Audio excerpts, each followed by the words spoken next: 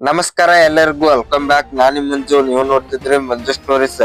Friends, ಇವತ್ತು ಭಾರತ ಮತ್ತು England ತಂಡದ 5ನೇ T20 ಪಂದ್ಯ ನಡೆಯಲಿದೆ.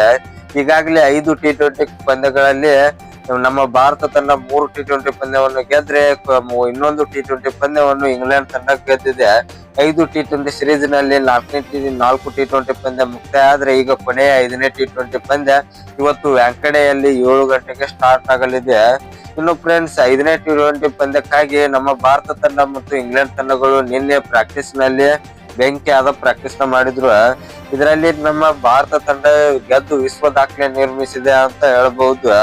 ಇನ್ನು ಫ್ರೆಂಡ್ಸ್, ನಿನ್ನೆ ಪ್ರಾಕ್ಟೀಸ್ ನಲ್ಲಿ ಏನೇನೆಲ್ಲ ಆಯ್ತು ಅಂತ ಈ ವಿಡಿಯೋದಲ್ಲಿ ನೋಡೋಣ. ಅದಕ್ಕಿಂತ ಮುಂಚೆ ನೀವು ಇನ್ನೂ ನಮ್ಮ ಚಾನಲ್ ಅನ್ನು ಸಬ್ಸ್ಕ್ರೈಬ್ ಮಾಡಿಲ್ಲ ಅಂದ್ರೆ ಈ ಕೂಡಲೇ ಸಬ್ಸ್ಕ್ರೈಬ್ ಮಾಡಿ.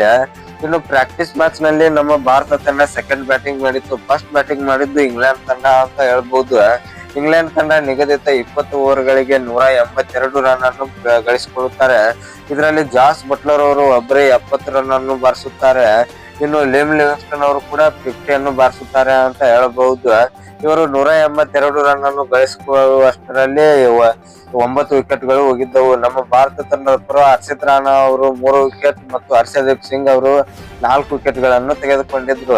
ಇನ್ನು ಸೆಕೆಂಡ್ ಬ್ಯಾಟಿಂಗ್ ಮಾಡಲು ಬಂದ ನಮ್ಮ ಭಾರತ ತಂಡದ ಪರ ಹಾರ್ದಿಕ್ ಪಾಂಡ್ಯ ಮತ್ತು ಶಿವಮ್ ದುಬೆ ಅವರು ಬೆಂಕಿಯಾಗಿ ಬ್ಯಾಟಿಂಗ್ ನ ಆಡ್ತಾರೆ. ಹಾರ್ದಿಕ್ ಪಾಂಡ್ಯ ಮತ್ತು ಶಿವಮ್ ದುಬೆ ಇಬ್ಬರು ಕೂಡ 50 ಅನ್ನು ಬಾರಿಸುತ್ತಾರೆ. ಕೊನೆಯ ಓವರ್ ನಲ್ಲಿ ನಮ್ಮ ಭಾರತ ತಂಡ ಜಯಗಳಿಸುತ್ತದೆ. ಅದು ಕೂಡ 6 ಬಾಲಿಗೆ 18 ರನ್ಗಳು ಬೇಕಾಗಿರುತ್ತದೆ. ಅಕ್ಷರ್ ಪಟೇಲ್ ಅವರು ಬಂದು 3 ಸಿಕ್ಸರ್ ಗಳನ್ನು ಬಾರಿಸುವ ಮೂಲಕ ಇವರು ಹೈಡ್ರಾಮಾದ ಓವರ್ ನಲ್ಲಿ ಬೆಂಕಿಯಾದ ಬ್ಯಾಟಿಂಗ್ ಆಡಿದ್ರು ಅಂತ ಹೇಳ್ಬಹುದು. ಅಕ್ಷರ್ ಪಟೇಲ್ ಅವರು ಈ ಪಂದ್ಯವನ್ನು ಗೆಲ್ಲಿಸಿಕೊಟ್ಟಿದ್ದಾರೆ. ಫ್ರೆಂಡ್ಸ್, ನಿಮ್ಮ ಪ್ರಕಾರ ನಮ್ಮ ಭಾರತ ಇಂಗ್ಲೆಂಡ್ ಪ್ರಾಕ್ಟೀಸ್ ಬಗ್ಗೆ ನಿಮ್ಮ ಅನಿಸಿಕೆ ಏನು ಅಂತ ಕಮೆಂಟ್ ಬಾಕ್ಸ್ ನಲ್ಲಿ ಕಮೆಂಟ್ ಮಾಡೋದ್ರ ಮೂಲಕ ತಿಳಿಸ್ಕೊಡಿ. ನಮಸ್ಕಾರ.